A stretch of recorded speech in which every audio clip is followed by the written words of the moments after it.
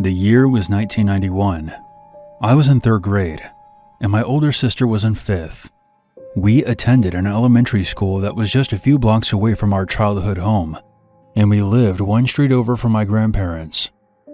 Our neighborhood had a lot of children, and there were usually adults outside working in the garden or fixing cars. One day after we were dropped off, we decided to go visit our grandfather. My grandparents' house had a huge privacy fence. We would drop in from time to time, but if the gate was locked, we would just turn around and go home. As we were about to cross the street, we saw a man blocking our path, staring us down. The man looked like he benched semi-trucks in his spare time. Aside from us and the brute, the streets were completely deserted. If we cried out for help, I don't think there was anyone outside that would hear us. Just our luck. The one day our street is empty, we encounter a steroid-addicted lunatic. The man began charging toward us. "You two are coming with me." That was our cue to start running. Due to a recent surgery that I had on my ankle, I was having trouble keeping up. So my sister put me on her shoulders and bolted down an alley that led back to our house. We raced to the front door and began beating on it. But nobody was home. We looked behind us as the man emerged from the alley. Just then, our next-door neighbor, who was an older woman, came outside to see what the commotion was. She was holding a shotgun in her hands. She saw how frightened we were, and then looked at the imposing man coming toward us. She instantly put 2 and 2 together. She raised her gun. "You leave these kids alone, or say goodbye to your manhood." The man stopped in his tracks, raised his hands in the air, then slowly backed away, eventually disappearing down the alley. My sister called the cops, and then our dad. The police never found out who that man was, although there were some other abductions of children around our area, which were suspected to be linked to human trafficking. I am very thankful that our neighbor intervened with her BFG that day. Otherwise, my sister and I could have been abducted. It was over 10 years ago now when a friend and I visited Japan. It was our first time there, so we went with a tour company. However, after the tour ended, we stayed an extra night in a hotel in East Ikebukuro. During the tour leader told us stories of haunted hotels and other urban myths. One of the things he'd tell us was to be wary if you find a room where the head of the bed was positioned next to the window. He tried to scare us by saying in those rooms, ghosts would come through the window at night and drag you out to your death. Back to the East Ikebukuro hotel. We check in the early evening, and the first thing we notice is how small the room was. The second thing was, they gave us a double bed instead of 2 singles. The third, the bed head was right next to the window. We rationalized that the room was too small really to align the bed any other way, and the tour leader was full of shit. To be honest, we were more annoyed that we had to share a double bed. We decided to let it go since it was just for one night. So we went out for dinner before turning in for the night. That night, I get woken up by a door slamming shut and I jolt up. There, sitting at the foot of the bed, is a woman in a blue kimono. She had long hair, and from what I could make out, her kimono had butterflies on it. I freak out, dive, and bury my head under my pillow. I remember thinking, is this real? How can I check without looking?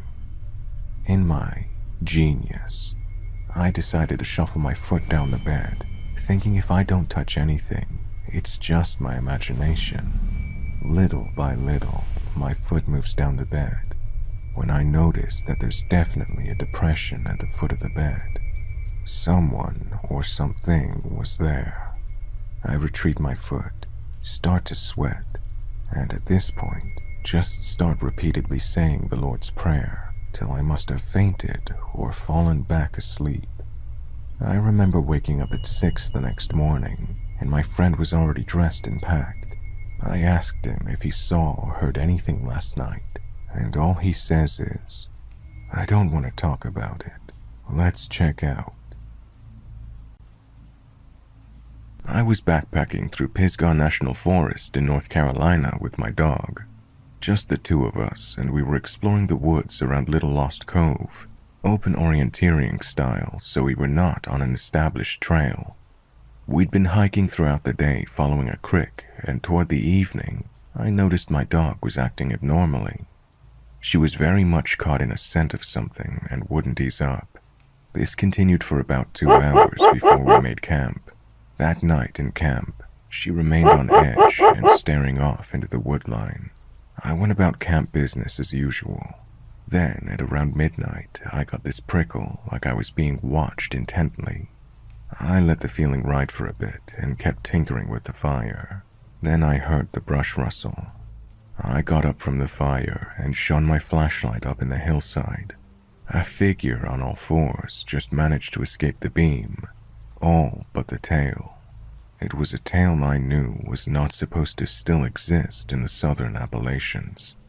I cast my light again across the hillside, and this time I caught its eyes.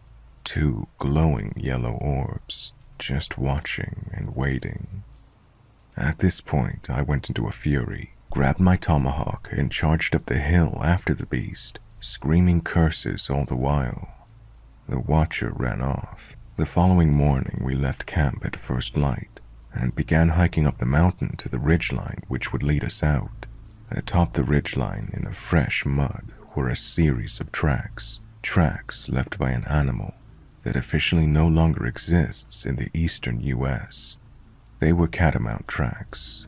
They commonly go by cougars in the east, but we'd been stalked by a mountain lion just the same. Those tracks ran across the ridge, revealing that it had been watching and stalking us throughout the previous day as we hiked through the creek bed below. I truly believe that if my dog hadn't given me red flags, I would have been mauled that night.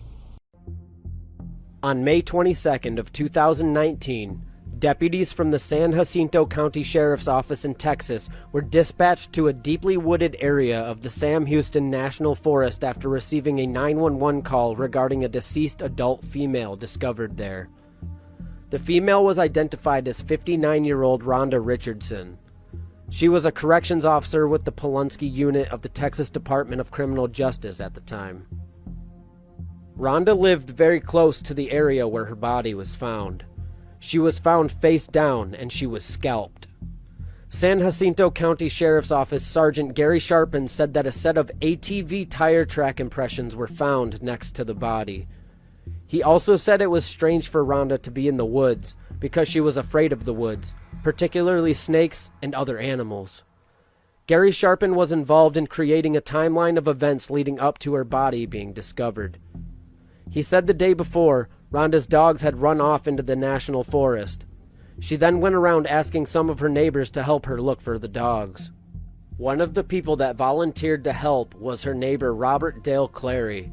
Several witnesses told investigators that Clary was the last person seen with Rhonda. Clary was also the person who found Rhonda's body, according to Sergeant Gary Sharpen. Instead of calling 911 to report finding his neighbor's body, Clary went and spoke with several family members about the discovery. He never even called 911. He didn't stop and call authorities. He didn't do anything, Sharpen said. I mean, just that alone was really odd and bizarre. In addition to not calling the police, Clary's behavior also included him returning to the area where he found Rhonda's body and taking several photographs and bringing his nephew to the body and telling him to call 911. Authorities believed Clary was responsible, but unfortunately lacked sufficient evidence for an arrest. Sharpen says in recent years investigators were able to obtain new information. Cell phone technology placed Clary and Rhonda both on the trail where she was found when Rhonda's phone showed she stopped moving. An additional witness also came forward and provided critical information for investigators. Criminal District Attorney for San Jacinto County Todd Dillon said, "We happened across a witness in this case that we knew was out there, but we had never been able to identify or locate. We happened across this witness, and it really was just the last piece of the puzzle we needed to get a warrant." This all led to 65-year-old Robert Dale Clary being arrested in November of 2022 for taking Rhonda's life and dumping her body in the woods. Clary had reportedly been charged with 1 count of indecency with a child in 2007 and served time behind bars after being convicted on 3 separate driving while intoxicated charges. He is currently being held in the San Jacinto jail on a $750,000 bond.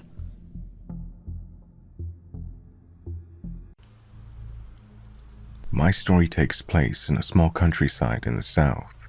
As I tell you this story, it has now been 2 years since it happened. I was 13 years old. One evening, my parents decided to go have dinner at a friend's house, but I preferred to stay home. It was a Friday night, and I was tired. It's actually quite common for my parents to leave me alone at home in the evening, because I rarely go with them when they go out to eat or to parties. So, I'm used to being alone at night. I must admit that I often have this feeling of being watched when I'm home alone, whether it's day or night, but I always thought it was just paranoia, until that night. So, we're at the infamous night when my parents go to dinner at a friend's house and leave me alone. I'm watching TV on the couch with my cat, and then I decide to go back to my room to be on my phone. After several minutes, I hear noises coming from the kitchen. But that is common, but once again, I chalk it up to fatigue and stress. Then, a little later, I hear what sounds like glass being placed on the dining table. The stress becomes more and more intense, and I do the dumbest thing to do in those moments. I went to see, and there was indeed a glass on the dining table. It couldn't have been me because I always have a bottle in my room, and I only drink from it. The stress rises even more, but at the same time, I prefer to stay in denial and tell myself that I left the glass on the table while clearing it. As I'm about to return to my room, I hear something scratching behind the garage door. I'm about to open it, thinking it's my cat wanting to come in, but I freeze when I reach for the handle, and I remember that my cat was on the couch with me earlier. So, I turn my head to check if he's still there. And unfortunately, he is. And so is my dog. At that moment, I'm genuinely worried, and I rush back to my room. But on the way back, I notice that my parents' bedroom window and the bathroom window are wide open. I didn't know what to do, so I locked myself in my room with my cat and dog and scrolled through TikTok, trying to forget about this incident. When my parents came back, I acted as if nothing had happened.